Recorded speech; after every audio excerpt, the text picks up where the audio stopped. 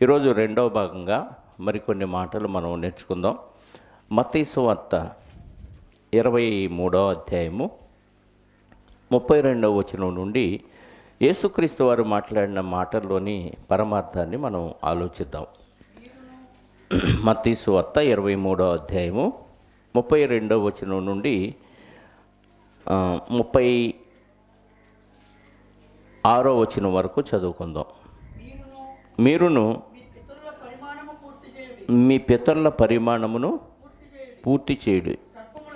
సర్పములారా, సర్ప సంతానము, నరక శిక్షను మీరు ఎలాగూ తప్పించుకుందరని యేసుక్రీస్తు వారు ఎవరి గురించి మాట్లాడుతున్నారంటే 29వ వచనం చదివితే ఎవరిని ఉద్దేశించి మాటలు మాట్లాడుతున్నాడో మనకు అర్థమవుతుంది. అయ్యో వేషధారులైన శాస్త్రులారా, పరిసయ్యులారా అంటున్నాడు. అంటే ఎవరికి చెప్తున్నాడు? శాస్త్రులకి, పరిసయ్యులకి. వీళ్ళు మామూలు కాదు.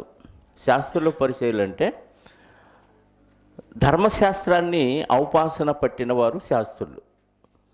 పరిసయ్యులు అంటే బోధ చేసేవాళ్ళు, ఆత్మ, దేవుడు, దేవదూతలు ఉన్నారని నమ్మేవాళ్ళు.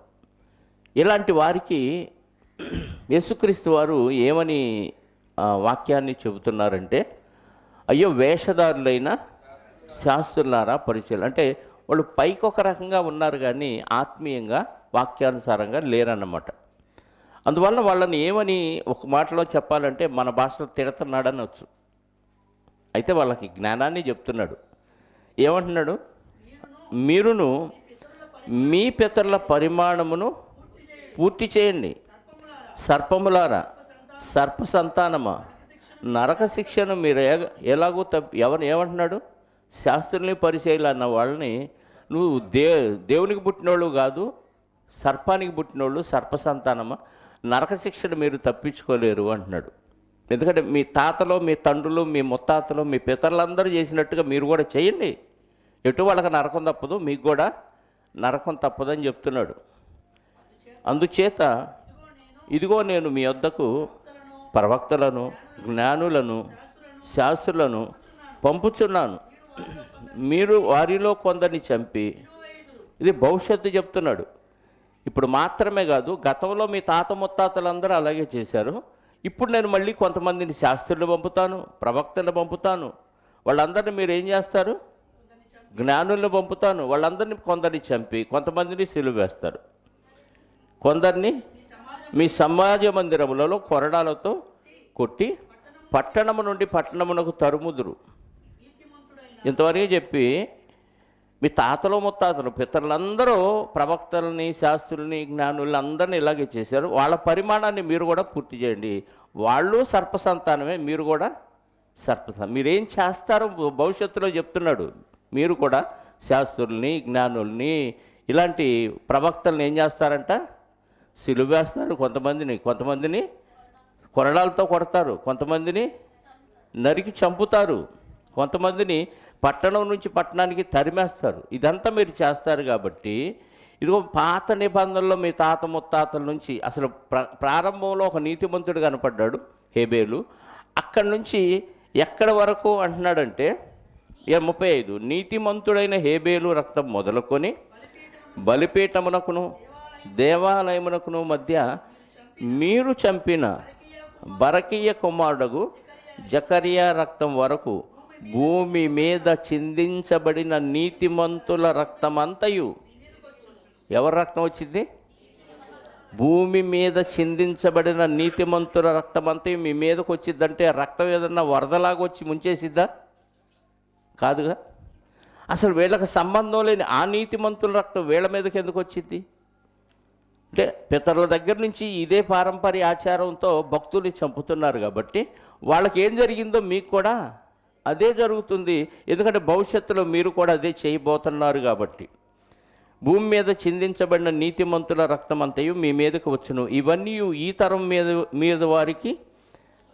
తరం వారి మీదకి వచ్చునని మీతో నిశ్చయముగా చెప్పుచున్నాను. ఇదంతా మీ మీదకి వచ్చిందంటే ఇప్పుడు ఆ రక్తం క్షమించమని వచ్చిద్దా, శిక్షించమని వచ్చిద్దా? ఈ రక్తమంతా మీ మీదకి వచ్చింది అంటే ఏంటి? పైగా వాళ్ళని భక్తులు అన్నాడా? ఏమన్నాడు? సర్ప సంతానమా అన్నాడు. సర్పసంతానం మీదకి నీతిమంతుల రక్తం ఏమని చెప్పిద్ది, ఏమని మొరపెట్టిద్ది? శిక్షించమని. ఆ శాపం మీ మీదకి వచ్చిందిరా, వాళ్ళ రక్తాన్ని మీరు చిందించారు.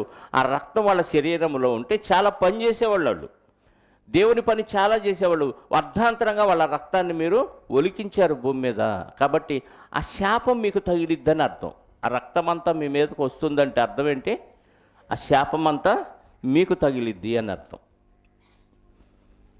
ఇది పాత నిబంధనలో ఉన్న భక్తుల రక్తం అంతా, ప్రవక్తల రక్తమంతా, నీతిమంతుల రక్తమంతా మీ మీదకి వస్తుందంటే వాళ్ళ రక్తాపరాధం మీ మీద నేరారోపణ చేసిద్ది అని అర్థం. పోయిన వారం మనం రక్తం గురించి కొన్ని మాటలు నేర్చుకున్నాం కదా. ఎందుకు ఇచ్చాడంట రక్తం?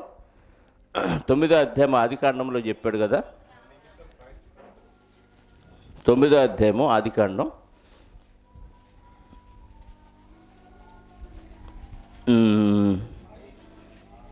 5వ వచనం. మరియు మీకు ప్రాణమైన మీ రక్తమును గూర్చి విచారణ చేయుదును, దాని గూర్చి ప్రతి జంతువును నరులను విచారణ చేయుదును. రక్తం గురించి దేవుడు ఏం చేస్తాడంట? విచారణ చేస్తాడు. ప్రతి జంతువు మనిషిని చంపినా, మనిషి జంతువుని చంపినా ఆ ఎంక్వైరీ ఉంటుంది రక్తాన్ని గురించి. అంటే రక్తం దేనికి ఉపయోగపడుద్ది అంటే, దేవుడు విచారించినప్పుడు సాక్ష్యం చెప్పటానికి రక్తం ఉపయోగపడుద్ది అన్నమాట. కాబట్టి ఇప్పుడు వాళ్ళ రక్తం వీళ్ళ మీద సాక్ష్యం చెప్తుంది. కాబట్టి ఆ రక్తాన్ని చిందించినందుకు మీ మీద ప్రతీకారం కోరుతున్నారు అని అర్థం. పాత నిబంధనలో భక్తులు కోరింది ఏదైనా అది నీతి. దేవుడు ఏది చెబితే అదే నీతి. మనకి పాత నిబంధనలో కొంతమంది భక్తుల గురించి మనం ఆలోచించగలిగితే, మనకి ఆదికాండంలోనే లోతు గారు కనపడతారు. 18వ అధ్యాయము ఆదికాండము 20వ వచనం నుండి చూద్దాం. మరియు యెహోవా సొదొమ గొమొర్రాలను గూర్చిన మొర్ర గొప్పది గనుక, వాటి పాపము బహు ఘోరమైనది గనుక, బహు భారమైనది గనుక నేను దిగిపోయి నా యొద్దకు వచ్చిన ఆ మొర చొప్పుననే వారు సంపూర్ణముగా చేసితిరో లేదో చూచెదను. చేయని ఎడల నేను తెలుసుకొందునెను. దేవుడు ఏమంటున్నాడు? ఇక్కడ నుంచి భూమి మీద నుంచి నా దగ్గరికి మొర వచ్చింది. ఏ విషయం? కంప్లైంట్. సొదొమ గొమొర్రాలను కూర్చిన మొర. నా దగ్గర ఆ మొర ఎలా ఉందంటే గొప్పగా ఉందంటే అర్థం ఏంటి? చాలా ఎక్కువగా మొర వస్తుంది. అంటే 1కి 100 సార్లు అలా మొర పెడుతూనే ఉన్నారు ఎవరో. ఆ మొర చాలా గొప్పది. అసలు నిజంగా ఇక్కడ నుంచి నా దగ్గరకు వచ్చిన ఈ మొర ఖచ్చితమా కాదా, కన్ఫామ్గా జరిగిందా లేదా తెలుసుకోవటానికి నేను దిగొచ్చానంటున్నాడు దేవుడు. అదేనా? గొప్పది కనుక, వాటి పాపము బహు భారమైనది కనుక నేను దిగిపోయి వారి యొద్దకు వచ్చిన ఆ మొర, నా యొద్దకు వచ్చిన ఆ మొర చొప్పున వారు సంపూర్ణముగా చేసిరో లేదో చూచెదను. చేయని ఎడల, ఒకవేళ చేయలేదేమో, మొర ఒకవేళ ఫాల్ట్ ఏమో, వాళ్ళు తప్పు చేయకపోయినా వీళ్ళకి తప్పు చేసినట్టుగా అనిపించి భక్తుడికి ఒకవేళ నా దగ్గర ఇలా మొరపెట్టాడేమో, దేవుడు కన్ఫర్మేషన్ కోసం భూమి మీదకి వచ్చానంటున్నాడు. అంటే ఇప్పుడు మనం కూడా కొంతమందిని చూసి పైన వాళ్ళ యొక్క వేషధారణ చూసి వీళ్ళు భక్తిహీనులు అనుకోవచ్చు, వీళ్ళు చేసేది తప్పు అని మనకు అనిపించవచ్చు. కానీ దేవుడు హృదయాన్ని చూసినప్పుడు వాళ్ళ హృదయంలో ఖచ్చితమైన భక్తి ఉందా లేదా అనేది దేవుడికి అర్థమైంది. కానీ మనం ఏం చేస్తాం? పైన వేషాన్ని చూసి, పైన యొక్క భక్తిని చూసి వీళ్ళు భక్తిహీనులు అనుకుంటూ ఉంటాం. అలా ఒకవేళ ఈ మొరపెట్టిన వ్యక్తి వాళ్ళని చూసి వీళ్ళు నిజంగా తప్పు చేస్తున్నారు అనిపించి మొరపెట్టాడేమో అనుకొని దేవుడు కన్ఫర్మేషన్ కోసం భూమి మీదకి దిగొచ్చినట్టుగా చెప్తున్నాడు. అంటే భూమి మీద నుంచి నీతిమంతులు అక్కడికి దేవుని దగ్గరికి మొర పెడుతున్నారు. మొర అనగానే మనకు అర్థమైపోవాలి ఏమని? కంప్లైంట్ అని. దేవుడి దగ్గర కంప్లైంట్ చేస్తున్నారు. ఇప్పుడు ఖచ్చితంగా వచ్చారు, చేశారని కన్ఫర్మ్ చేసుకున్నారు. కన్ఫర్మ్ చేసుకున్న తర్వాత ఏమంటున్నారు? 19వ అధ్యాయము 13వ వచనం. దేవదూతలు వచ్చారు, లోతు దగ్గరికి వచ్చారు. మేము ఈ చోటును నాశనము చేయవచ్చితిమి, వారిని గూర్చిన మొర యెహోవా సన్నిధిలో గొప్పదాయను గనుక దాన్ని నాశనము చేయుటకు యెహోవా మమ్మును పంపెనని చెప్పగా. ఏమర్థమైంది? మొర వచ్చింది, మొర కన్ఫామ్ చేసుకోవటానికి వచ్చాము, కన్ఫామ్ అయిపోయింది. ఎందుకంటే ప్రత్యక్షంగా లోతు ఇంట్లోకి వీళ్ళు వెళ్ళినప్పుడు దేవదూతలు ఆ ఊర్లో ఉన్న చిన్నలు పెద్దలు ప్రజలందరూ వచ్చి ఏమని అడిగారో మీకు గత కాలంలో చెప్పాను. ఆ కొత్తగా వచ్చిన వ్యక్తులు మా దగ్గరికి పంపించండి, వారిని కూడినట్లు వారిని మా దగ్గరికి పంపించండి అంటే లోతు బతిమలాడతాడు. కానీ వాళ్ళు వినరు. అంటే వచ్చిన కంప్లైంట్ ఖచ్చితమా కాదా అనేది దేవదూతలు వచ్చినప్పుడు వీళ్ళు ప్రత్యక్షంగా చూశారు. దేవదూతలు ఆ ఊరి ప్రజలు, ఆ పట్టణాల్లో ఉన్న ప్రజలు అలాంటి వాళ్ళు చూశారు. కాబట్టి ఇదిగో మొర ఖచ్చితంగా జరిగింది కాబట్టి ఈ ప్రాంతాన్ని మేము నాశనం చేయటానికి వచ్చాము. అంటే ఇచ్చిన కంప్లైంట్ కరెక్టే, దేవుడు పంపించిన విధానం కరెక్టే. ఇప్పుడు కన్ఫామ్ అయింది కాబట్టి ఏం చేస్తున్నారు వాళ్ళు? మేము ఈ చోటును నాశనము చేయవచ్చితిమి, దాన్ని గూర్చిన మొర యెహోవా సన్నిధిలో గొప్పదాయను గనుక దాన్ని నాశనము చేయుటకు యెహోవా మమ్మును పంపెనని చెప్పగా. అంటే దేవుడు ఒక కంప్లైంట్ దేవుడి దగ్గరికి వచ్చినప్పుడు విచారణ చేయకుండా దానికి జడ్జిమెంట్ ఇవ్వడు దేవుడు. ఎందుకంటే న్యాయాధిపతులకే న్యాయాధిపతి ఆయన, సర్వలోక న్యాయాధిపతి దేవుడు. కాబట్టి ఆషామాషిగా నువ్వేదో పలానోడిని నాశనం చేయ తండ్రి అనగానే నాశనం చేయడు, పలానోడిని కాపాడు అనగానే కాపాడు. అదే విషయంలో మీకు అర్థమైందా? ఒక నీతిమంతుడుగా ఉన్న మనము, భక్తులుగా ఉన్న మనము పలానోళ్ళని కాపాడు అనగానే కాపాడు, పలానోళ్ళని నాశనం చేయంటే నాశనం చేయడు. అది ఖచ్చితంగా జరిగిందా లేదా, అవతల వాళ్ళు ఆశీర్వాదం పొందటానికి అర్హులా కాదా, అవతల వాళ్ళు శిక్ష అనుభవించడానికి అర్హులా కాదా అని కన్ఫర్మ్ చేసుకున్న తర్వాతే దేవుడు జడ్జిమెంట్ ఇస్తాడు. ఇప్పుడు సొదొమ గొమొర్రాల విషయంలో కన్ఫర్మ్ అయిపోయింది. దిగొచ్చారు, చూశారు కాబట్టి దేవదూతలు ఏమైంది? ఖచ్చితంగా వాళ్ళు చేశారు. కాబట్టి నాశనం చేయటానికి మేము వచ్చేసాము, నాశనం చేస్తాం, మీరు వచ్చేసేయండి, బయటకు వచ్చేసేయండి. లోతుని, లోతు భార్యని, కుమార్తెలను బయటకు తీసుకురావడానికి వాళ్ళు ప్రయత్నం చేశారన్నమాట. ఇదే విషయాన్ని పేతురు గారు రాసిన పత్రికలో 2వ పత్రిక 2వ అధ్యాయము 6వ వచనం నుండి చదువుదాం ప్రియులారా.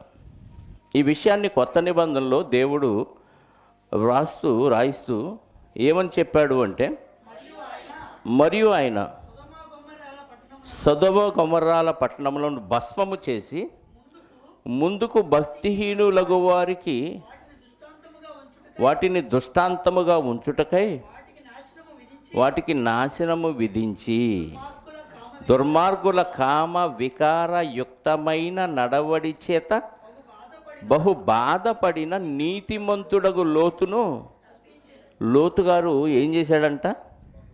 బాధపడిపోయాడు, ఏమీ చేయలేకపోతున్నాడు వాళ్ళని. ఎందుకంటే ఈయన ఎక్కడో దూరం నుంచి వచ్చాడు, ఆ ఊరోడు కాదు. నువ్వేనరా ఇక్కడ గడ్డెత్తావా అంటారు. ఈ ఊరోడు కాదు, పరాయి ఊరు నుంచి వచ్చి మా మీద ఏదో నీతిమంతుడిలాగా పెద్ద బిల్డప్ ఇస్తున్నావు, మాకు నీతులు చెప్పడానికి వచ్చావా, పోపో అని తృణీకరిస్తాడని కామ వికారయుక్తమైన వాడి నడవడి చేత వాళ్ళని చూసిన లోతుగారు నీతిమంతుడగు లోతని రాయించాడు దేవుడు. లోతుగారు తప్పు చేయలేదు, చాలామంది అపార్థం చేసుకున్నారు కదా. హైందవ సహోదరులు కూడా బైబిల్లో తప్పులు ఉన్నాయి, అందులో పూర్వపరాలు ఏమీ తెలియ వాళ్ళకి. ఎవడో చెప్పాడు, ఆ చెప్పిన మాట గుడ్డిగా నమ్మాడు కదా. ఒక గొర్రె వెళ్తే దాని వెనకాల గొర్రెలన్నీ గుడ్డిగా వెళ్ళిపోయి గుంటలో పడినట్టుగా జరిగిపోతుంది. అందులో ఉన్న వాస్తవం ఏంటో పాపం వాళ్ళకి తెలీదు. ఒకడు రాంగ్గా అర్థం చేసుకున్నాడు, ఆ అర్థం చేసుకున్న దాన్ని మిగతా వాళ్ళకి అంటించాడు. ఇది అలా అంటురోగంలాగా అంటుకుపోయింది అంతే. నీతిమంతుడగు లోతును దేవుడు తప్పించాడంట. ఏం చేశాడు లోతు గారు? తన బహు బాధపడి దుర్మార్గుల కామ వికారయుక్తమైన నడవడి చేత బహు బాధపడిన నీతిమంతుడగు లోతును తప్పించను. ఆ నీతిమంతుడు వారి మధ్య కాపురం ఉండి తాము చూచిన వాటిని బట్టి విన్న వాటిని బట్టి వారి అక్రమ క్రియల విషయంలో దినదినము నీతిగల తన మనస్సును నొప్పించుకొనుచు వచ్చెను. ఒక నీతిమంతుడు మనసు నొప్పించుకుంటే చాలు, ఇక మొరబెట్టాల్సిన అవసరం లేదు దేవుడికి. మీకు అర్థమవుతుందా? దేవుడు తన పిల్లల్ని ఎంత జాగ్రత్తగా కాపాడుతాడో ఇది మనకి అర్థమైపోవాలి. నువ్వు నీతిమంతుడు అయితే, వాస్తవంగా దేవుడిని ఖచ్చితంగా నమ్మిన వ్యక్తి అయితే, నువ్వు దేవుడికి ప్రార్థన చేయాల్సిన అవసరం లేదు. నీ విషయం నువ్వు సంతోషిస్తే దేవుడికి అర్థమైపోద్ది, నువ్వు బాధపడితే దేవుడికి అర్థమైంది. ఈ లోతు అనే ఈ నీతిమంతుడు ఎందుకు బాధపడుతున్నాడని, ఈ బాధని, హృదయంలో ఉన్న బాధని దేవుడు పరలోకం నుండి చూసి, ఓహో, లోతైన నీతిమంతుడైన లోతు బాధ వెనక కారణం ఇది అని అర్థం చేసుకున్నాడు. అదే కంప్లైంట్. నీకు అర్థమైందా? ఈయన ప్రార్థన చేసి వాళ్ళని శిక్షించు అన్నాడో లేదో మనకైతే తెలియదు, కానీ మనసు మాత్రం ఏం చేసుకున్నాడు? బాధపట్టి, ఏంటి ఇలా నాశనం అయిపోతున్నారు, దేవుడు వీళ్ళని ఎందుకు పుట్టించాడో, ఎందుకు బతుకుతున్నాడో, ఆ వాంఛ అనేది దేవుడు ఎందుకు పెట్టాడు అన్న విషయం అర్థం కాక, వరుస వావి, చిన్న పెద్ద, పురుషుడు స్త్రీ అనే భేదం లేకుండా విచ్చలవిడి శృంగారం చేస్తున్నారు. అసలు మనిషి జన్మ పరమార్థం వీళ్ళకి అర్థం కావట్లేదని లోతు గారు లోపల మదన పడిపోయాడంట. మనసులు తొంగి చూసిన దేవుడు ఓహో సుమోటోగా తీసుకున్నాడు ఈ కంప్లైంట్ని. పోలీసులు కూడా కొన్ని విషయాలు ఎవరు కంప్లైంట్ ఇవ్వకపోయినా అన్యాయం జరుగుతున్నప్పుడు సుమోటోగా కేసుని తీసుకోవచ్చంట. అంటే స్వచ్ఛందంగా కేసుని తీసుకొని నమోదు చేసుకొని కంప్లైంట్ పెట్టకపోయినా వెళ్ళి ఎంక్వైరీ చేయొచ్చు. అలాగే దేవుడు కూడా సొంతగా ఈ లోతు యొక్క మనసును చూసి తీసుకొని నిజంగా జరిగిందా లేదా అని దేవదూతలు పంపించాడు. వాళ్ళు వచ్చారు, చూశారు, ప్రత్యక్ష సాక్షుల కథనం ప్రకారం అన్నట్టుగా వాళ్ళ సమక్షంలోనే అక్రమం జరిగింది. వెంటనే నాశనం చేయటానికి వాళ్ళు పూనుకున్నారు. అంటే పాత నిబంధనలో ఒక నీతిమంతుడు బాధపడితే, నీతిమంతుడు మొరపెడితే ఏమవుతుంది? భక్తిహీనులకు మూడింది అని అర్థం. ఏమండి, దేవుడు మరి భక్తిహీనులు చంపకూడదు కదా. నీతిమంతుడు అంటే ఎలా ఉండాలి? శాంతం, సమాధానం, ఇంకా నిమ్మళంగా, నిబ్బరంగా, ఓర్చుకుంటూ సహిస్తూ ఉండాలి కదా. అంటే సహించాడు, ఆయన ఏం చేయలేదు ఎవరిని. కానీ దేవునికి మొరపెట్టకూడదనే రూల్ లేదు. పాత నిబంధన చట్టంలో దేవుడికి తన కష్టాలు చెప్పుకోకూడదనే రూల్ ఏం లేదు. ఒకళ్ళు చెప్పుకోకపోయినా దేవుడే చూస్తాడు. ఈ లోతు గారు మొరపెట్టాడా లేదనేది మనకు లేదు, కానీ ఆయన హృదయంలో, మనసులో ఏం బాధపడ్డాడు? తన మనసును నొచ్చుకున్నాడంటే బాధపడ్డాడు వాళ్ళ ప్రవర్తన చూసి. ఇది తీసుకున్నాడు దేవుడు. మీకు అర్థమైందా? అంటే నీతిమంతుడు మొరపెట్టకపోయినా లోపల బాధపడితే చాలు, దేవుడు స్వచ్ఛందంగా కేసు హ్యాండ్ ఓవర్ చేసుకుంటాడు. వెంటనే దానికి తగిన పరిష్కారాన్ని ఇస్తాడు. ఇది మనకు అర్థమైంది. మరొక సందర్భం కూడా మనం బైబిల్లో చూడగలిగితే, దినవృత్తాంతముల 2వ గ్రంథం. ఇశ్రాయేలీయుల్ని, యూదుల్ని రాజులు పరిపాలిస్తున్న కాలములో ఒక ఆయన ఉంటాడు, యోవాషు అనే ఒక రాజు. ఆ రాజుగారి పరిపాలనలో యాజకుడుగా యెహోయాదా అనే వ్యక్తి ఉంటాడండి. దినవృత్తాంతముల 2వ గ్రంథం 24వ అధ్యాయము. దినవృత్తాంతముల 2వ గ్రంథం 24వ అధ్యాయం 1-2 వచనాలు చూద్దాం. యోవాషు ఏలనారంభించినప్పుడు 7 సంవత్సరములు ఈడు గలవాడై యెరూషలేములో 40 ఏండ్లు ఏలెను. అతని తల్లి బెయేర్షెబా కాపురస్తులైన జిబ్యా. యాజకుడైన యెహోయాదా బతికిన దినములన్నీ యోవాషు యెహోవా దృష్టికి యథార్థముగా. అర్థమైందండి? యోవాషు అనే వ్యక్తి 7 years అప్పుడు సింహాసనం ఎక్కాడు. 7 ఏళ్లకు ఏం తెలిసిందండి? ఎలా పరిపాలన చేయాలో ఏంటో ఏమీ తెలియదు. కానీ ఆయన దగ్గర ఎవరున్నాడు? యాజకుడు ఉన్నాడు. ఆయన పేరు యెహోయాదా. ఈయన యాజకుడిగా ఉన్న కాలంలో 7 ఏళ్ల నుంచి ఉన్న ఈ యోవాషు యొక్క పరిపాలన సక్రమంగా సాగిస్తూ ఉన్నాడు.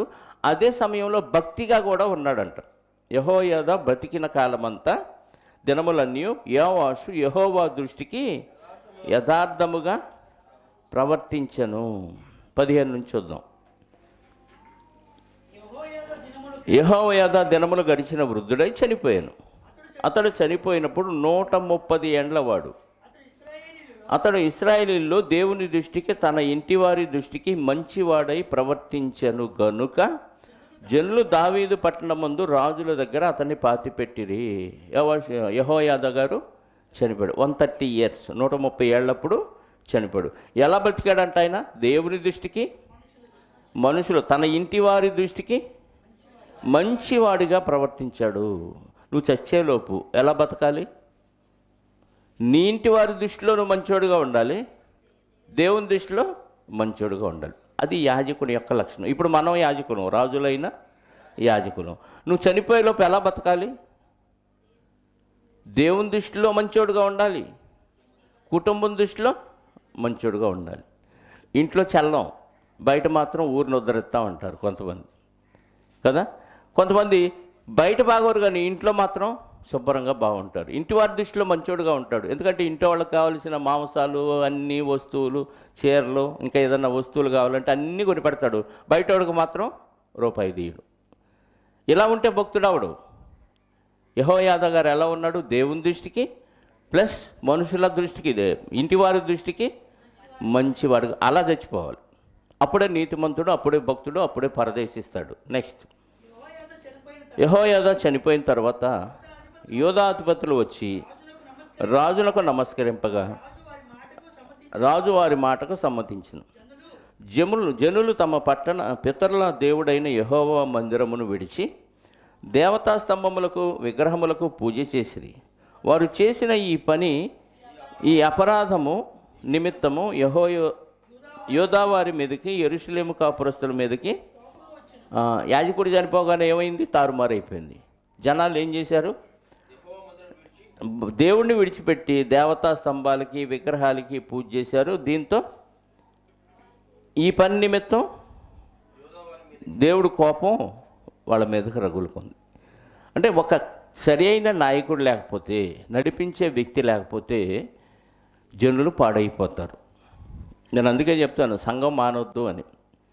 ఆ ఇంటి దగ్గర ఉండి ప్రార్థన చేసుకుంటా ఉండి, ఎక్కడైనా అదే బైబిల్ కదా, అదే ప్రార్థన కదా, అదే పాటలు కదా అంటే సహవాసం లేకపోతే పాడైపోతారు.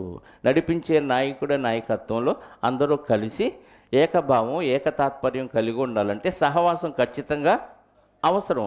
సహవాసం లేకపోతే ఏమైంది? మొన్న ఎక్కడో చదివాను, ఎక్కడ వాట్సాప్లో, ఒక ఆయన బక్సింగ్ గారు అనుకుంటా కదా, చాలామంది వచ్చేవాళ్ళంట, లక్షల మంది వచ్చేవాళ్ళంట ఆయన మందిరానికి. ఒక ప్రాంతంలో వాళ్ళు రాలేకపోయారంట. చాలా రోజులు చూశాడు. ఎందుకు వాళ్ళు రావట్లేదు అంటే చాలా కారణాలు చెప్పాడంట. పొద్దున్నే చలికి రాలేకపోతున్నాం, మంచుకు రాలేకపోతున్నాం, పొద్దున్నే లేవలేకపోతున్నాం, పొద్దున్నే పని అవ్వట్లేదు, ఇలా రకరకాల కారణాలు చెప్తున్నారంట. కొన్ని రోజులు ఆగి ఒకరోజు ఆ ఊరు వెళ్ళాడంట బక్సింగ్ గారు. ఏంటి మీరు ఎందుకు చలిమంట వేసుకుంటా కూర్చొని ఉన్నారంట చలిమంట దగ్గర. ఎందుకు రావట్లేదు ఏంటంటే ఇలా రకరకాల కారణాలు చెప్పాడంట. ఆ చలిమంటలో నుంచి ఒక పొల్ల తీసి పక్కన పెట్టాడంట. తెలివిగల ఆయన కదా, పెట్టి ఈ పొల్ల ఏంటి ఇప్పుడు మండట్లేదు అన్నాడంట. 5 నిమిషాలకి ఆరిపోయింది. ఎందుకు ఆరిపోయిందంటే ఆ మంటలో కలిసి, అన్ని పొలాలతో కలిసి మండే గుణాన్ని ఇది సపరేట్గా తీయటం వల్ల కోల్పోయింది. అలాగే నువ్వు సంఘం నుంచి వేరైతే ఏమైపోతావు? మండవు, ఆరిపోతావు. ఆరిపోతే దేనికి పనికిరాదు. పొల ధర్మం ఏంటి? మండించాలి, మండాలి. ఆ సెగ వలన ఏదో ఒకటి మనకు ఉపయోగపడాలి. అలాగే నువ్వు సంఘం నుంచి వేరైపోతే ఇదిగో ఇలాగే ఆరిపోతావు అని పాఠం చెప్పి వచ్చేసాడంట. మీకు అర్థమైందా? మన బతుకే చాలా కొద్ది కాలం, చాలా తక్కువ కాలం. సాతాను గాడికి యేసుక్రీస్తు వారు భూమి మీదకి వచ్చినప్పటి నుంచి రెండవ రాకడ వరకు ఉన్న కాలాన్ని వాడు ఏమంటున్నాడు? తనకు సమయము కొంచెమే అని ఎరిగి బహు క్రోధము గలవాడై, ఎక్కడ పేతురు గారి పత్రికలో కదా 5వ అధ్యాయము, పేతురు గారు రాసిన పత్రిక 5:8, నిబ్బరమైన బుద్ధి గలవారై మెలకువగా ఉండుడి. ఇది కాదమ్మా, ప్రకటన అనుకుంటా, ప్రకటన 12:12. అందుచేత పరలోక నివాసులారా ఉత్సహించుడి, భూమి సముద్రమా మీకు శ్రమ. అపవాది తనకు సమయము కొంచెమే అని తెలుసుకొని బహు క్రోధము గలవాడై మీ వద్దకు దిగి వచ్చి ఉన్నాడు అని చెప్పాడు. ఎంత సమయం? ప్రభు వచ్చినప్పటికి ఇప్పుడు 2000 అయింది. రెండవ రాకడలో ఎప్పుడు వస్తాడో తెలియదు.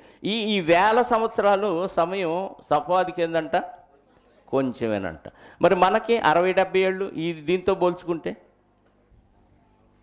కొంచెంలో కొంచెం కాదు, నలుసు. దాదాపుగా ఇప్పటికే 2000 అయింది యేసుక్రీస్తు వారు వచ్చి భూమి మీదకి. రెండవ రాకడలో ఎప్పుడు వస్తాడో తెలియదు. ఈ వేల సంవత్సరాల కాలమే కొంచెం అంటున్నాడు వాడు. నాకు సరిపోదు సమయం అంటున్నాడు. ఫాస్ట్గా పనిచేస్తేనే బహు క్రోధము గలవాడే మీ వద్దకు దిగి వచ్చాడు. ఎందుకు కొంచెం సమయం ఇచ్చాడు దేవుడు. ఈ కొంచెం సమయంలో ఎంతమందిని ఎక్కువగా మార్చగలిగితే అంతమందిని చెడగొట్టాలి నేను. ఈ 1000 సంవత్సరాలు కొంచెం అని వాడంటే 60-70 ఏళ్ళలో నువ్వు తెలుసుకుందే 20-30 ఏళ్ళ తర్వాత మిగిలిన జీవితకాలం ఎంత? మహా ఉంటే 10-20-30 ఉంటుంది. దీన్ని ఇంకెంత కొంచెం అనాలి మనం. 1000 సంవత్సరాలే కొంచెం అని వాడు అంటే మనం వెళ్దాంలే, చూద్దాంలే, ఈ వారం పోతే ఏమైద్ది? పోతే నువ్వు ఈ వారంలో చెప్పండి, కొంచెమే అన్నాడు 1000 సంవత్సరాలని. దానిలో మనం 20-30 ఏళ్ళు మహా బతికితే బతుకు. దీనిలో కూడా ఉన్న సమయాన్ని సద్వినియోగం చేసుకోకుండా ఈ ఒక్క వారమేగా, ఈ ఒక్క ఆరాధనకేగా ఎగ్గొడితే ఉందంటే, క్రైస్తవ్యం అంటేనే త్యాగంతో కూడింది. వాడేమో విపరీతంగా పనిచేస్తున్నాడు, మనమేమో అసలు పనే చేయట్లేదు. పని చేయకపోతే ఏం చేస్తాడంటే దెయ్యంగాడో అడుక్కుంటాడు. తెలుసా?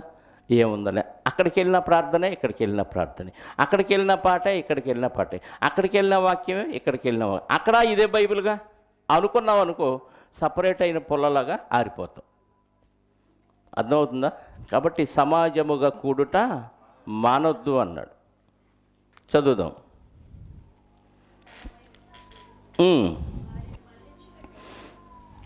ఎన్నో వచనం ఇది? 19. తన వైపునకు వారిని మళ్లించుటకై యెహోవా వారి యొద్దకు ప్రవక్తలను పంపగా ఆ ప్రవక్తలు వారి మీద సాక్ష్యం పలికిరి. కానీ ఆల్రెడీ చెడిపోయిన తర్వాత బాగుపడరు. చెడిపోయినోడు బాగుపడితే ఓకే, పర్వాలేదు. బాగుపడినోడు చెడిపోయాడు అనుకోండి, ఇంకా కష్టం. ఆల్రెడీ యెహోయాదా గారు బతికున్నంతకాలం బాగున్నారు. ఈయన ఎప్పుడైతే చనిపోయాడో వీళ్ళు మళ్ళీ విగ్రహారాధన వైపు వెళ్ళిపోయారు. మళ్ళీ దేవుడు ప్రేమించి ఏం చేశాడు? ప్రవక్తల్ని పంపించాడు. వారి మీద సాక్ష్యం పలికిరి కానీ వారు చెవియొగ్గకై ఉండిరి. అప్పుడు దేవుని ఆత్మ యాజకుడకు యెహోయాదా కుమారుడైన జకరియా మీదకి రాగా, ఎవరి మీదకి వచ్చింది? యెహోయాదా. యాజకుడు చనిపోయాడు, ఆయన కొడుకున్నాడు, ఆయన పేరు జకరియా. దేవుని ఆత్మ వచ్చి ఆయన ప్రేరేపించింది. ఇప్పుడు ఆయన మాట్లాడుతున్నాడు. అతడు జనుల ఎదుట నిలవబడి, మీరెందుకు యెహోవాజ్ఞను మీరుచున్నారు? మీరు వర్ధిల్లరు. మీరు యెహోవాను విసర్జించిదిరు గనుక ఆయన మిమ్మల్ని విసర్జించి ఉన్నాడని దేవుడు సెలవిచ్చుచున్నాడు అనెను. సంఘానికి రాకపోతే పోతారు, నాశనం అవుతారు, పనికి మాలిన వారు అయిపోతారు అన్నా అనుకో, పాస్టర్ గారు తిడుతున్నాడండి. ఆయన ఏమంటున్నాడు? జకరియా గారు ఏమన్నాడు? నువ్వు బాగుపడవు, నువ్వు సంఘానికి రాకపోతే, వాక్యం వినకపోతే, వాక్యానుసారంగా బతకపోతే నువ్వు బాగుపడవు, నాశనం అయిపోతావు అన్నాడు అనుకో పాస్టర్ గారు. ఏమంటారు? ఈయన ఎప్పుడూ తిడతాడండి. జకరియా గారు ఏమంటున్నాడు? మీరు వర్ధిల్లరు, మీరు యెహోవాను విడిచిపెట్టారు కనుక ఆయన మిమ్మల్ని విసర్జించున్నాడని దేవుడు సెలవిచ్చుచున్నాడు అనెను. మీరు దేవుడిని పట్టుకుంటే దేవుడు మిమ్మల్ని పట్టుకుంటాడు. దేవుడిని వదిలిపెడితే నీకు లేనిది ఆయనకి ఎందుకు చెప్పు? ఆయన పిలుస్తున్నాడు, భక్తులు పంపిస్తున్నాడు, వాక్యం వినిపిస్తున్నాడు, పట్టించుకోవట్లా. అయినా మళ్ళీ పంపించాడు భక్తుల్ని, అయినా నువ్వు చెవి ఒకట్లా. అప్పుడు ఏం చేస్తాడు? వార్నింగ్ బెల్ మోగించాడు జకరియా ద్వారా. నువ్వు దేవుడిని జాగ్రత్తగా ఫాలో అవ్వు, లేకపోతే ఆయన వదిలేస్తాడు నిన్ను. నువ్వు వదిలేసావు కాబట్టి దేవుడు అస్సలు నిన్ను వదిలేస్తే ఇంక పట్టుకునే నాదుడు ఎవడు లేడు, సాతానుగాడు తప్ప.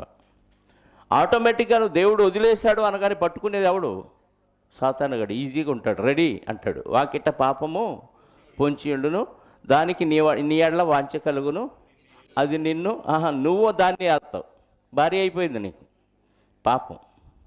వెంటనే కడుపు వచ్చింది, గుడ్డు వచ్చింది, గుడ్లోంచి పిల్ల వచ్చింది. ఆ పిల్ల నరకానికి తీసుకెళ్ళింది. సింపుల్. అదే చెప్తున్నాడు జకరియా గారు. మీరు వర్ధిల్లరు, మీరు యెహోవాను విసర్జించేది కనుక ఆయన మిమ్మల్ని విసర్జించి ఉన్నాడని దేవుడు సెలవిచ్చుచున్నాడు అనెను. అందుకు వారు అతని మీద కుట్ర చేసి, ఏదో కుట్రబన్నాల్సినంత నేరం చేశాడా? చెప్పండి, జకరియా గారు కుట్రబన్నాల్సినంత నేరం చేశాడా? కుట్ర అంటే చెవులు కొరుక్కొని ఏం చేద్దాం, ఈ ప్లానా ఆ ప్లానా ఆ ప్లానా అని మొత్తానికి లేపేయాలి ఎట్టన్నా సరే. ఏం చేద్దామని కుట్రబన్ని ఎన్నో ప్రణాళికలు వేసుకొని ఎవరు భక్తులు ఒక న్యాయాన్ని బోధించిన ఒక భక్తుడిని కుట్రబన్ని చంపాలని ప్లాన్ వేశారంటే న్యాయానికి తావు లేదు. నీతిమంతుడు ఎవరు? ఆత్మను కలిగిన జకరియా గారు. కుట్రబన్ని రాజు మాటను బట్టి యెహోవా మందిరపు ఆవరణములో రాళ్ళు రువ్వి అతని ఇది రాజుగారు కూడా ఏకీభించాడా అంటే రాజుగారు పర్మిషన్ ఇచ్చాడు, వీడిని మొత్తానికి ఎట్టగట్ట చంపండి, ఎందుకంటే మిమ్మల్నే కాదు వీడు నన్ను కూడా తిడుతున్నాడు, నా వల్లనే కదా మీరు విగ్రహాలని మొక్కుతున్నారు, కాబట్టి వీడు నా మీద కూడా కుట్ర చేశాడు, కాబట్టి మనం కుట్ర చేసి ఏం చేద్దాం, రాళ్ళు అంటే దేవునికి వ్యతిరేకంగా మాట్లాడుతున్నాడు. ఈయన మాట్లాడిందేమో దేవుని ఆత్మ సహాయంతో సత్యం, కానీ వీళ్ళేం క్రియేట్ చేశారు, ఎవరిని రాళ్లతో కొట్టి చంపాలి? ధర్మశాస్త్ర ప్రకారంగా దేవుని దూషించిన వాడిని రాళ్లతో కొట్టి చంపాలి. కానీ ఇక్కడ దేవుని దూషించలే, దేవుని మహింపరిచాడు జకరియా గారు. కానీ వీళ్ళేం కుట్ర చేశారు, రాళ్లతో కొట్టి చంపుదామని రాజుగారికి చెప్తే రాజుగారు ఓకే అన్నాడు, వెంటనే చంపేశారు, రాళ్లతో చావగొట్టిరి. ఆ ప్రకారము రాజు అయిన యావాషు జకరియా తండ్రి అయిన యెహోయాదా తనకు చేసిన ఉపకారమును మరచినవాడ ఏం చేశాడు ఉపకారం? యెహోయాదా గారు 7 ఏళ్ల నుంచి వాడిని సాకుతూ చట్టం ఎలా ఉండాలి, నువ్వు న్యాయంగా ఎలా పరిపాలించాలి, భక్తిగా ప్రజలు ఎలా ఉండాలి, ఇవన్నీ 7 ఏళ్ల నుంచి వాడికి నేర్పిస్తూ అండగా ఉన్నాడు. ఆ విశ్వాసాన్ని కూడా మర్చిపోయాడు ఎవరు? యావాషు. యెహోయాదా తనకు చేసిన ఉపకారాన్ని కూడా మరిచినవాడై అతని కుమారుని చంపించెను. అతడు చనిపోవునప్పుడు, ఇది నోట్ దిస్ పాయింట్, జకరియా చనిపోవునప్పుడు యెహోవా దీన్ని దృష్టించి దీన్ని విచారణలోనికి తెచ్చునుగాక. ఎవరైనా జకరియా నీతిమంతుడు ఏమంటున్నాడు? దేవుడు ఖచ్చితంగా దీన్ని విచారణ అనగానే మీకు అర్థమైపోవాలి, ఎంక్వైరీ అంటే కంప్లైంట్ వెళ్ళిపోయింది. ఒక నీతిమంతుని కంప్లైంట్ దేవుడి దగ్గరికి వెళ్ళింది, విచారణలోనికి తెచ్చునుగాక. నా రక్తాన్ని చిందించారు కదా, నన్ను చంపేశారు కదా, దీన్ని దేవుడు దృష్టించునుగాక, విచారణ చేస్తాడు. అంటే ఎవరెవరైతే రాళ్ళు చూపి చంపారో, ఎవరెవరైతే ఈ కుట్రలో భాగంగా ఉన్నారో మొత్తానికి చుట్టుకుంది ఇది. ఒక నీతిమంతుడు దేవునికి కంప్లైంట్ చేస్తే ఆ కంప్లైంట్ దేవుడు ఎంక్వైరీ చేసినప్పుడు రుజువైతే వెంటనే ఏమైపోద్ది? శిక్ష తప్పదు. పాత నిబంధనలో భక్తులందరి పరిస్థితి ఇదేనండి. నీతిమంతుడే. మరి నీతిమంతుడు కోపంతో, నీతిమంతుడు ఆవేశంతో తను హింసించిన వారిని క్షమించాలి కదండి. అది ఇప్పుడు కొత్త నిబంధనలు యేసుక్రీస్తు వారు ప్రవేశపెట్టేదాకా ధర్మశాస్త్ర ప్రకారంగా పాత నిబంధనలో నీతి ఏంటంటే కంటికి కన్ను పంటికి పన్ను. మీకు తెలుసు కదా, ధర్మశాస్త్రంలో సంఖ్యాకాండంలో చెప్తాడు మోషే గారు, తీయొద్దులండి అంటే అప్పటి నీతి ఏంటి? కంటికి కన్ను పంటికి పన్ను. మరి నీతిమంతుడు శిక్షించమని అడగొచ్చా అంటే శిక్షించమని అడగటమే నీతి, శిక్షించమని అడగటమే నీతి. ఒకసారి దేవుడి యొక్క లక్షణాలను కొన్ని మనం బైబిల్లో చూడగలిగితే, కీర్తన గ్రంథం 11వ అధ్యాయము 7వ వచనం. కీర్తన గ్రంథం 11వ అధ్యాయము 7వ వచనం. యెహోవా ఎవరంట? నీతిమంతుడు, ఆయన నీతిని ప్రేమించువాడు. 116 కీర్తన గ్రంథం 5వ వచనం. కీర్తన గ్రంథం 116 5వ వచనం. యెహోవా దయాళుడు, నీతిమంతుడు, మన దేవుడు వాత్సల్యత గలవాడు, ఆయన సాధువులను కాపాడువాడు. సాధువులంటే భక్తులు అని అర్థం. కాషాయం వేసుకొని టింగ్ టింగ్ మంది తిరిగేవాళ్ళు కాదు, సాధు స్వభావం. ఆ సాధువులు యూట్యూబ్లో డిబేట్ పెట్టినప్పుడు అరుచుకుంటున్నారు. సాధు అంటేనే అన్నిటినీ విసర్జించినవాడు, సర్వసంగ పరిత్యాగి అని అర్థం. కోపావేశాలు, రాగద్వేషాలు, మమకారాలు ఇవేమీ ఆయనకు ఉండవు. ప్రశాంతంగా ఉంటారు, దేని మీద వ్యామోహం ఉండదు. బతుకుతారు, తినటానికి బతుకుతారు అంతే. బతకటానికి తింటారు తప్ప తినటానికి బ్రతకరు. అన్నిటినీ రాగద్వేషాలను విసర్జించిన వాడు సాధువు. కాబట్టి దేవుడు సాధువులను అంటే భక్తులను కాపాడుతాడు అని అర్థం. ఆయన ఎలాంటి వాడంట? నీతిమంతుడంట. దేవుడు నీతిమంతుడు. చాలండి. ప్రసంగి గ్రంథం 7వ అధ్యాయము 20వ వచనం.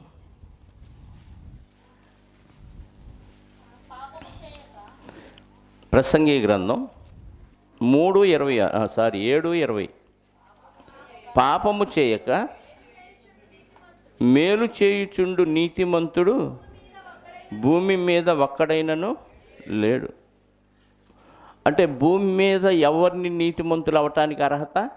మనం రోమపత్రికలో చదువుతాం కదా, నీతిమంతుడు లేడు, ఒక్కడు లేడు. అంటే అందరూ పాపం చేశారు. మరి పాత నిబంధనలో భక్తులు ఎలా నీతిమంతులయ్యారు? పాపము చేయక మేలు చేయు నీతిమంతుడు భూమి మీద ఒక్కడు లేడు. ఇది పాత నిబంధన స్టేట్మెంట్. కొత్త నిబంధనలో ఏ భేదము లేదు, అందరూ పాపము చేసి దేవుడు అనుగ్రహించే మహిమను. అంటే టోటల్గా మనుషుల్లో నీతిమంతుడు అంటూ ఎవరు లేరు. కాబట్టి దేవుడు ఒక అవకాశం ఇచ్చాడు, ఒక అద్భుతమైన ఆఫర్ ఇచ్చాడు. ఏంటి ఆఫర్ అంటే రోమపత్రిక 3వ అధ్యాయము 26వ వచనం. రోమీలకు రాసిన పత్రిక 3వ అధ్యాయము 26వ వచనం. 3:26 రోమీలకు రాసిన పత్రిక. క్రీస్తు యేసు రక్తమునందలి విశ్వాసము ద్వారా ఆయనను కరుణాధారముగా బయలుపరచెను. దేవుడిప్పటి కాలమందు తన నీతిని కనపరచు నిమిత్తము తాను నీతిమంతుడును యేసునందు విశ్వాసము గలవానిని నీతిమంతునుగా తీర్చువాడునయుండుటకు ఆయన ఇలాగూ అది కేవలం యేసుక్రీస్తునందు నువ్వు విశ్వాసం ఉంచితే నువ్వు నీతిమంతుడుగా తయారవటానికి దేవుడు ఈ ప్రణాళికను చేశాడు. అంటే కొత్త నిబంధనలోనైనా పాత నిబంధనలోనైనా నీతిమంతుడని ఎవరిని పిలవాలి? యేసుక్రీస్తునందు విశ్వాసం ఉంచు వారిని దేవుడు నీతిమంతుడుగా తీర్చాడు అని ఉంది. అంటే పాత నిబంధన భక్తులు కూడా యేసునందు విశ్వాసం ఉంచితేనే నీతిమంతుడు, కొత్త నిబంధన భక్తులు కూడా యేసునందు విశ్వాసం ఉంచితేనే నీతిమంతుడు. పాత నిబంధన భక్తులు ఆచరించవలసిన విధి విధానాలు వేరు, విశ్వాసం వేరు, అందులో వాళ్ళు ఆచరించవలసిన చట్టం వేరు. ఇప్పుడు పాత నిబంధన భక్తులకి ధర్మశాస్త్రం చట్టం ఇచ్చాడు, వాళ్ళు దాన్ని పాటించాలి, ప్లస్ యేసునందు విశ్వాసం ఉంచాలి. కొత్త నిబంధన భక్తులు యేసునందు విశ్వాసం ఉంచాలి, కొత్త నిబంధనలో యేసుక్రీస్తు ద్వారా ప్రవేశపెట్టిన చట్టాన్ని వాళ్ళు ఫాలో అవ్వాలి. చట్టాలు వేరు, నీతి ఒకటే. మీకు అర్థమైందా? చట్టాలు వేరు, నీతి ఒకటే. ఇప్పుడు యేసుక్రీస్తు వారు అందరి కోసం చనిపోయాడు. ఎవరైతే అంగీకరిస్తారో, అది పాత నిబంధన భక్తుడా కొత్త నిబంధన భక్తుడా భేదం లేకుండా ఎవరైతే యేసును అంగీకరిస్తారో వారిని మాత్రమే దేవుడు నీతిమంతులుగా తీర్చాడు. నీతిమంతుడనే సర్టిఫికేట్ అందరికీ ఒకటే, కానీ ఆచరించవలసిన విధి విధానాలు చట్టం వేరన్నమాట. ఒకసారి హెబ్రీ పత్రిక 9వ అధ్యాయం చూస్తే ఆయన ఎందుకోసం చనిపోవాల్సి వచ్చింది అనేది మనకు అక్కడ రాయబడి ఉంది. 9వ అధ్యాయము 15వ వచనం. ఈ హేతువు చేత మొదటి నిబంధన కాలములో జరిగిన అపరాధము నుండి విమోచనము కలుగుటకై, ఎందుకంట చనిపోయాడు? మొదటి నిబంధన కాలములో జరిగిన వారికి కూడా అపరాధాలు నిమిత్తం ఆయన విమోచన, వాళ్ళకు కూడా విడిపించటానికి ఆయన మరణం పొందినందున పిలువబడిన వారు నిత్యమైన స్వాస్థ్యమును గూర్చిన వాగ్దానము పొందు నిమిత్తము ఆయన క్రొత్త నిబంధనకు మధ్యవర్తి అయ్యను. మధ్యవర్తిగా ఎందుకున్నాడు? కొత్త నిబంధన కంటే పాత నిబంధనలో జరిగిన అపరాధాలకు కూడా విమోచన కావాలి, విడుదల కావాలి వాళ్ళకు కూడా. అంటే వాళ్ళు కూడా యేసునందు విశ్వాసం ఉంచితేనే నీతిమంతుడు. నీతిమంతుడు అనగానే అందరినీ క్షమించాలి అనుకోవటం పొరపాటు. నీతిమంతుడు అనగానే అందరినీ క్షమించాలి అనుకోవటం పొరపాటు. నీతిమంతుడు ఆ చట్టాన్ని అప్పుడు ఫాలో అవ్వాలి, ఇప్పుడు నీతిమంతుడు ఈ చట్టాన్ని ఫాలో అవ్వాలి. 12వ అధ్యాయము హెబ్రీ పత్రిక చాలామంది అపార్థం చేసుకున్న విషయం 24వ వచనం.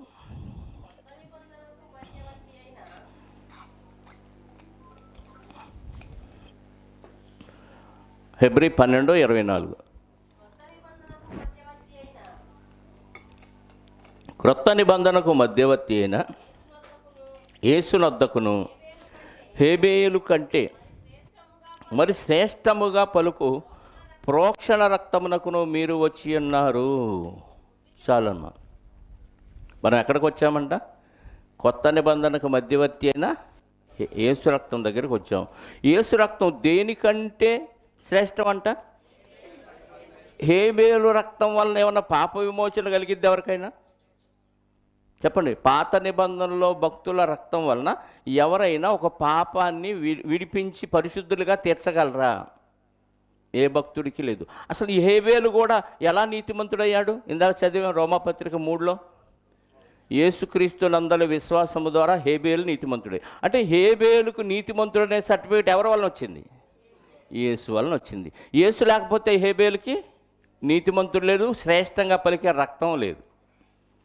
అలా పాత నిబంధన భక్తుల రక్తం అంతా ఎవరి వలన వాళ్ళు నీతిమంతులుగా తీర్చబడ్డారు, ఎవరి వలన వాళ్ళు పరిశుద్ధ రక్తంగా మార్చబడిందంటే కేవలం యేసుక్రీస్తు రక్తం వలన. ఇది మీకు అర్థమైపోతే పాత నిబంధన భక్తులు అందరూ నీతిమంతులు కేవలం యేసుక్రీస్తు వారిని అంగీకరించడం ద్వారా అయితే ఆయన రక్తం ఏమని శ్రేష్టంగా పలుకుతుంది? ఆ రోజున్న చట్టాన్ని, దేవుడు చెప్పిన మాటని అనుసరించటమే నీతి. అనుసరించటమే, ఆ చట్టాన్ని ఫాలో అవటమే నీతిమంతుడు అనే సర్టిఫికేట్ ఇవ్వటం. నమ్మిన దానికి తగ్గట్టు క్రియలు చేయాలి, అంతే కదా? విశ్వాసం ఉంది, విశ్వాసానికి తగిన క్రియలు చేయాలి, అప్పుడు నీతిమంతుడని సర్టిఫికేట్ ఇస్తాడు దేవుడు. క్రియలు లేని విశ్వాసం మృతం. కాబట్టి హేబేలుకు దేవుడు ఏదైతే చట్టాన్ని పెట్టాడో, వాళ్ళకి వాక్యరూపమైన చట్టం లేదు, వ్రాతపూర్వకమైన చట్టం అంటూ ఏమీ లేదు. మోషే గారు వచ్చి ధర్మశాస్త్రం ఇచ్చే వరకు వాళ్ళకి వ్రాతపూర్వకమైన చట్టం అంటూ ఏమీ లేదు. కానీ దేవుడు ఎప్పటికప్పుడు తెలియచేస్తూ ఉన్నాడు విషయాలు. దేవుడు చెప్పిన ప్రకారంగా వాళ్ళు ఫాలో అవటమే వాళ్ళ నీతి. ఏం చెప్పాడు అంటే ప్రవక్తల ద్వారా వాళ్ళకి హెచ్చరికలు చేశాడు. అది ఎక్కడ ఉంది? 14వ వచనం యోధా పత్రిక. ఆదాము గారు హేబేలుకి హెచ్చరిక చేశాడు. హేబేలు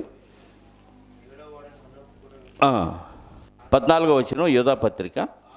ఆదాము మొదలుకొని 7వ వాడైన హనోకు కూడా వీరిని గురించి ప్రవచించి ఇట్లనెను, ఇదిగో అందరికీ తీర్పు తీర్చుటకును వారిలో భక్తిహీనులందరూ భక్తిహీనముగా చేసిన వారి భక్తిహీన క్రియలన్నిటిని గూర్చియు భక్తిహీనులైన పాపులు తమకు విరోధముగా చెప్పిన కఠినమైన మాటలన్నిటినీ గూర్చియు వారిని ఒప్పించుటకు ప్రభువు తన వేవేల పరిశుద్ధుల పరివారముతో వచ్చాను. ఆదాము మొదలుకొని 7వ వాడైన హనోకు, అంటే ఆదాము గారు కూడా ప్రవచించారా? ఈ మాటను బట్టి చెప్పండి, ప్రవచించాడా? అంటే ఆదాము గారి ప్రవచనం హేబేలు గారు విన్నాడా? కయ్యేను విన్నాడా? విన్నాడు. ఆ ప్రవచనంలో ఆదాము గారు ఏదైతే చెప్పాడో, భక్తిహీనుడు అంటే ఎలా ఉంటాడు, భక్తుడు అంటే ఎలా ఉంటాడంటే ఆయన ప్రవచనాల్లో చెప్పాడు. ప్రవచనం అంటే దేవుని మాటను తెలియచేయటమే ప్రవచనం. అప్పుడప్పుడు దేవుడు తెలియచేస్తే దాన్ని ప్రకటన చేయటమే ప్రవచించడం. ఇప్పుడు ఆదాము గారి దగ్గర నుంచి హనోకు గారి వరకు ఆ భక్తులందరూ ఏం చేశారు? దేవుని మాటను ప్రవచించారు. మరి ఏ కాలంలో ఉన్న వారికి దేవుడు ఆ విషయాన్ని తెలియచేస్తూనే ఉన్నాడు. దేవుడు ఏదైతే చెప్పాడో దాన్ని ఫాలో అవటమే నీతి. ఇప్పుడు హేబేలు యేసుక్రీస్తులాగా నీతిమంతుడుగా క్షమించు తండ్రి అనాల్సిన అవసరం లేదు. ఇప్పుడు మనం భక్తులు చూసాం, లోతు గారు మనసులో నొచ్చుకున్నాడు, దేవుడి దగ్గర కంప్లైంట్ అయిపోయింది. యెహోయాదా గారి కుమారుడు జకర్యా, దేవుడు దీన్ని విచారణలోనికి తెచ్చునుగాక అన్నాడు, వెంటనే కంప్లైంట్ వెళ్ళిపోయింది. అంటే పక్క తీర్చుకునే ఆలోచన ఉంది వాళ్ళకి. దావీదు గారు కూడా చాలా సందర్భాల్లో పగ తీర్చుకున్నాడు. నా చేతికి యుద్ధం నేర్పువాడు ఆయనే అంటాడు. అంటే యుద్ధం చేయమనేనా? పాత నిబంధనలో మనం పోయిన వారం బైబిల్ క్లాసులో చదివాం. యెహోషువ గారి నాయకత్వంలో యెరికో మీద యుద్ధానికి వెళ్ళి అందులో ఉన్నది ఏది తీసుకోవద్దన్నాడు. ఒకసారి 6వ అధ్యాయము యెహోషువ గ్రంథం త్వరగా తీయండి.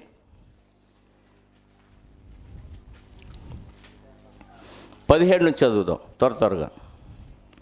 ఎరికో పట్టణానికి వెళ్ళి దాన్ని దోచుకోండి, అయితే అందులో నుంచి ఏమీ తీసుకురావద్దు అంటాడు.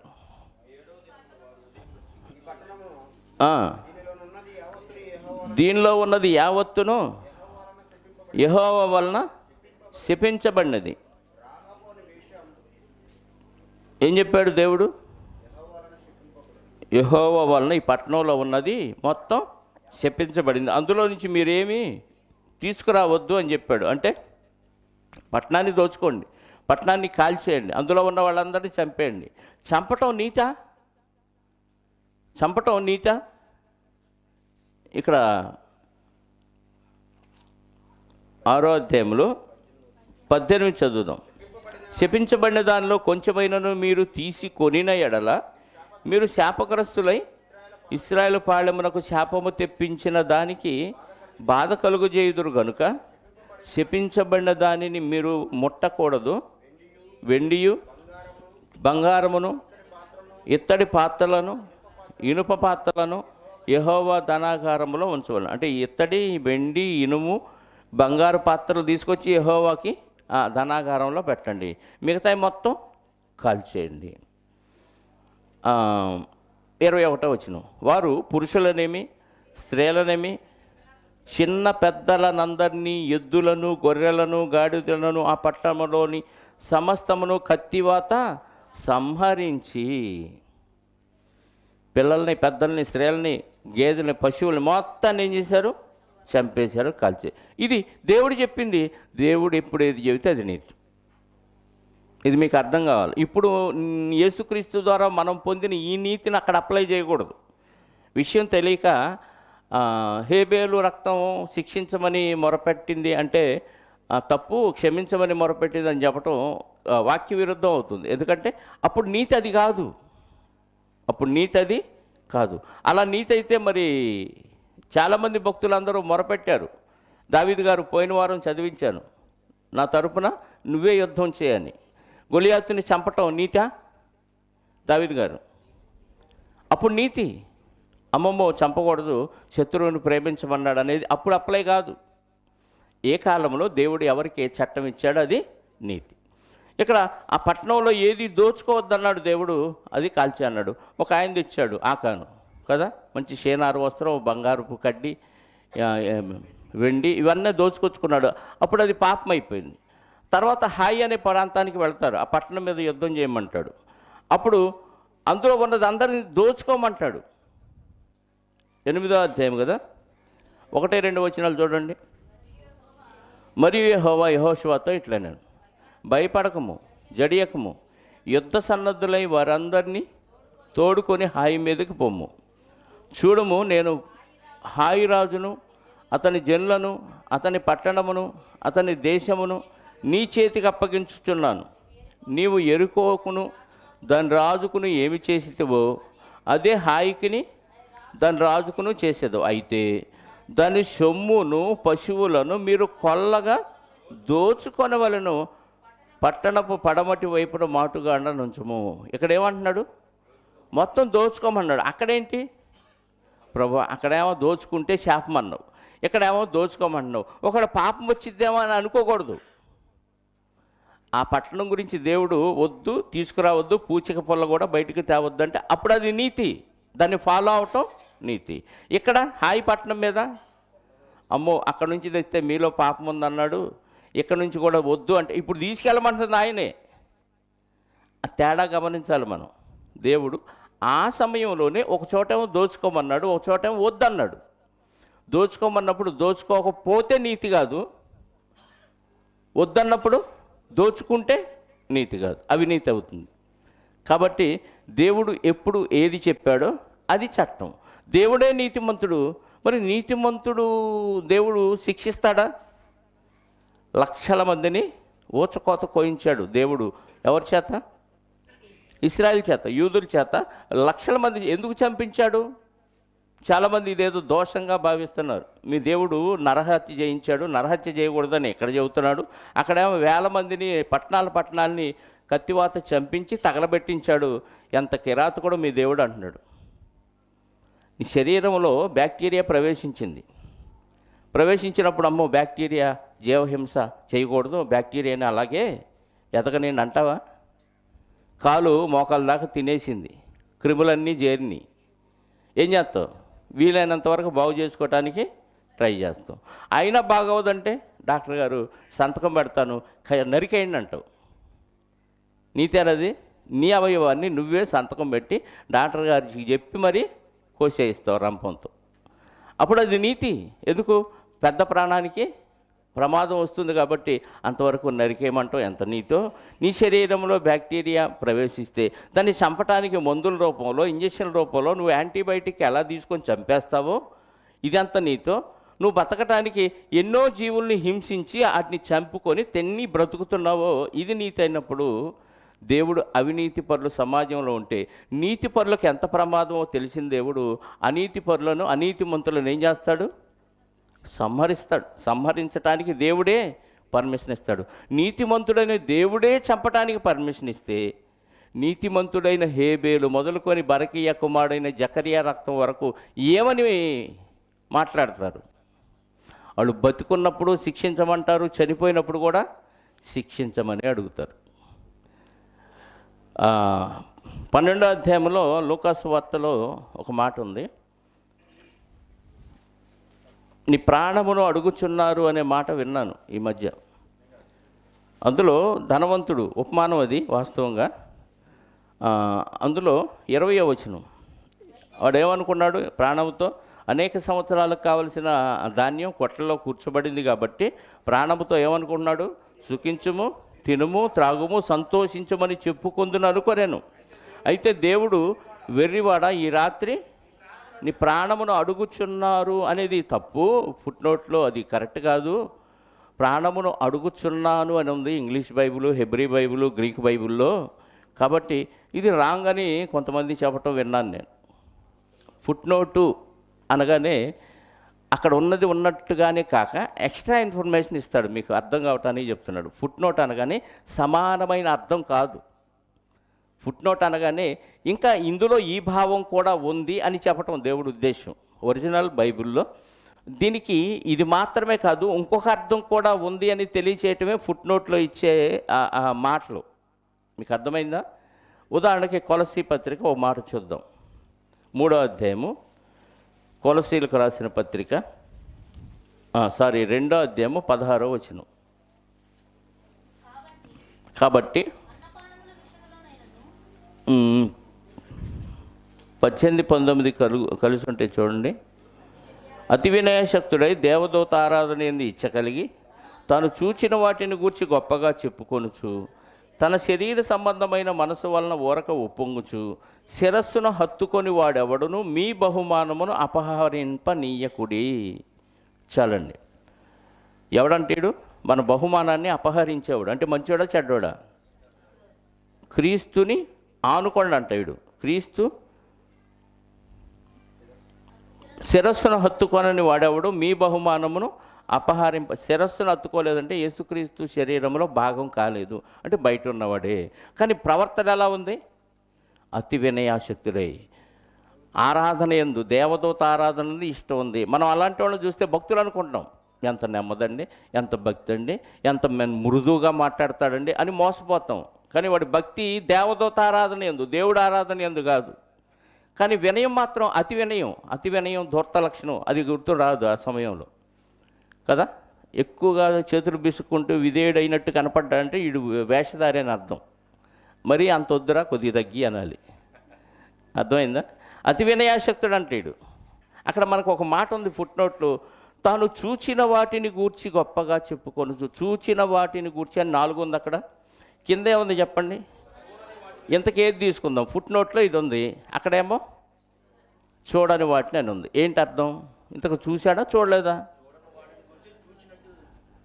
దేవుడు ఫుట్నోట్ ఇచ్చాడంటే ఒరిజినల్ ఇలా ఉంది, తెలుగులో ఇలా ట్రాన్స్లేట్ చేశారంటే తెలుగులో ట్రాన్స్లేట్ చేసిన ఒక మాట ఉంది, చూచిన వాటిని గురించి అని ఉంది. ఫుట్నోట్లో ఏముంది? చూడని వాటిని. వాస్తవంగా వాడు చూడలేదు. వాడు ఆలోచన ప్రకారంగా వాడికి ఒక కళ వచ్చిందంతే, ఒక భ్రమ. కొన్ని మనకి వాస్తవం కాకపోయినా మనం అనుకున్నది జరిగినట్టుగా అనిపిస్తూ ఉంటుంది. నిద్రలో కానీ బతుకున్నప్పుడు కళ్ళు తెరిచి చూసినా కానీ మనకు ఎవరి కోసం అయితే ఎదురు చూస్తున్నామో వాళ్ళు వస్తున్నట్టుగా అనిపిస్తూ ఉంటుంది. ఒక్కోసారి వాళ్ళు రారు, చూసి చూసి మనకి భ్రమ కలిగిద్ది అనమాట. వీడికి ఆరాధన దేవదూతల యందు ఉంది కాబట్టి ఆ దేవదూత వచ్చి రాత్రి నాతో మాట్లాడినట్టుగా వాడికి అనిపించింది. వాడు చూశాడు కల్లో, కానీ అది చూసింది వాస్తవం కాదు. నీ మతి భ్రమించి నువ్వు చూసావని చెప్తున్నాడు. అంటే వాడు చూసింది కరెక్టే, కానీ వాస్తవం కాదు, వాడు చూడండి నిజం కాదు, వాడి భ్రమతో అలా అనిపించింది అంతే అని చెప్తున్నాడు. అంటే ఇప్పుడు పుట్టినోట్లో ఈ రాత్రి నీ ప్రాణమును అడుగుచున్నారు అనేది వాస్తవమే. పరదేశంలో ఉన్న విశ్వాసులు అడుగుతున్నారు, వాస్తవమే. చనిపోయిన పాత నిబంధన విశ్వాసులు అందరూ అడుగుతున్నారు. ఏమని? శిక్షించమని కాదు, వాళ్ళని భూమి మీద వాళ్ళని శిక్షించమని. ప్లస్ వీళ్ళు ఎక్కడికి వెళ్ళాలి? పరలోకానికి వెళ్ళాలి. కాబట్టి మా రక్తము నిమిత్తము భూనివాసులకు ప్రతిదండన చేయక ఎందు అని ఎందుకు అడుగుతున్నారంటే, త్వరగా ఇక్కడ పరదేశిని విడిచిపెట్టి పరలోకం వెళ్ళాలనే తొందర, దేవుని దగ్గరికి వెళ్ళాలి, దేవుడిని చూడాలనే ఆత్రంతో తొందరగా క్లోజ్ చేయని వాళ్ళు అడుగుతున్నారు. వాళ్ళకి తెలియదు ఇంకా ఎంతమంది పుట్టాలో, ఎంతమంది భక్తులు అవ్వాలో, ఎంతమంది హతసాక్షులు అవ్వాలో వాళ్ళకి తెలియదు. కాబట్టి వాళ్ళకి తెలియని విషయం మరి వాళ్ళు మాత్రం వాళ్ళకు తెలిసిందంటే త్వరగా పరలోకం వెళ్ళాలి. ఆ విషయాన్ని దేవుడికి మొరపెడుతున్నారు. అది తప్పు కాదు, వాళ్ళ నీతి అది. అర్థమైందా? కాబట్టి హేబేలు రక్తం ఏమని మొరపెడుతుందంటే శిక్షించమనే మొరపెడుతుంది పాత నిబంధన భక్తులందరూ. మరి ఇక్కడ కొత్త నిబంధనలో శ్రేష్టముగా పలుకు క్రీస్తు రక్తం హేబేలు కంటే అన్నాడుగా. ఏంటి హేబేలు కంటే అంటే? హేబేలు కంటే మరి శ్రేష్టంగా, హేబేలు రక్తం శ్రేష్టంగా పలుకుతుందా? అవును, శ్రేష్టంగానే పలుకుతుంది.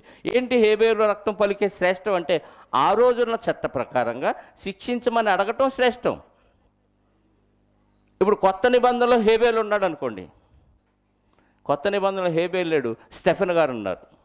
ఆయన ఏమని మొరపెట్టాడు? 60వ వచనం 6వ అధ్యాయము అపోస్తలుల కార్యాల గ్రంథం. అతడు మోకాళ్ళుని, ప్రభువా వారి మీద ఈ పాపము మోపకమని గొప్ప శబ్దముతో పలికెను. చనిపోతూ హేబేలు గారు ఏమన్నాడు? ఎందుకు ఈ మాట ఆయన అన్నాడు అంటే, యేసుక్రీస్తు వారు నీ సిలువ వేసేటప్పుడు శిక్షించే వారిని చూసి యేసుక్రీస్తు వారు ఏమన్నాడు? లూకా 23:32 34, తండ్రి వీరేమి చేయుచున్నారు? అది యేసుక్రీస్తు వారు ఇప్పుడు అన్నాడు కాబట్టి వీళ్ళేమనాలి? అదే ఫాలో అవ్వాలి. ఇది ఇప్పుడు నీతి, ఇది శ్రేష్టంగా పలుకుతుంది స్టెఫెన్ రక్తం. ఆ రోజు మరి హేబేలు రక్తం అది శ్రేష్టమే. అది ఎలా శ్రేష్టం? అప్పుడున్న చట్టాన్ని అనుసరించటమే అది శ్రేష్టం.